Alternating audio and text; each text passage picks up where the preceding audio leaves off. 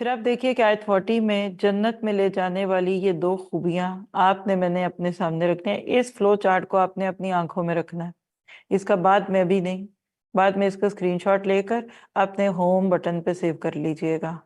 اما من خاف مقام ربہ ونہى النفس عن الہوی، اللہ کے سامنے کھڑے ہونے کا خوف اور نفس کو غلط چیزوں سے، غلط خواہشات سے روکنا۔ فیتھ ان ایکشن کیا ہے کہ دنیا کی زندگی کو آخرت پر ترجیح نہیں دینی، پرائرٹائز نہیں کرنا اس کو، اللہ سے ڈرتے ہوئے خود کو ناجائز خواہشات سے روکنا ہے، قیامت کا تجسس نہیں کرنا، سنجیدگی سے اس دن کی جواب دہی کے لیے خود کو تیار کرنا ہے۔ لیکن بات یہی ہے کہ جس نے خواہش کو آج دنیا میں قابو میں پا لیا، دنیا میں ہم خواہشات پہ قابو پا لیں، اللہ تعالیٰ کل ہمیں جنت دے گا۔ اصل میں آپ دیکھیں نا، ہمارے ہر گناہ کے پیچھے خواہش ہوتی، ہم وہ پہنتے ہیں جو ہمارا دل چاہتا ہے، چاہے اللہ کو وہ اچھا لگے کہ نہ لگے، ہم وہ بولتے ہیں جو اللہ کو اچھا لگتا ہے کہ نہیں لگتا، لیکن ہم بول دیتے ہیں۔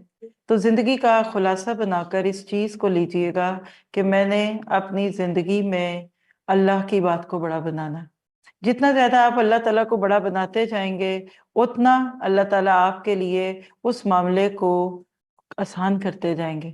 آپ دیکھیے کہ بھوک بڑھا لے جتنی مرضی، نیند جتنی مرضی بڑھا لے، سوئیں گے نا اور سونے کو دل کرے گا، کھائیں گے اور کھانے کو دل کرے گا۔ شروع میں واک مشکل لگے گی، بعد میں گھر بیٹھنا مشکل لگے گا۔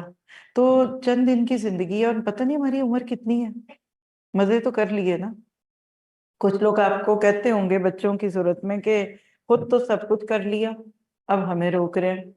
تو چلیے، ذالک فضل اللہ یؤتیہ من یشاء، تھوڑا کم کیجئے مائک کو نیچے سے۔ اللہ نے اگر آپ کو مجھے موقع دے دیا تو کیا ہوا؟ اب کیا ہم گناہوں کی زندگی بسر کریں گے؟ نہیں، انشاءاللہ اللہ سے یہ دعا کرنی ہے ہم نے، اپنے لیے بھی اور اپنی نسلوں کے لیے، کہ ان کے نفس پہ قابو آ جائے۔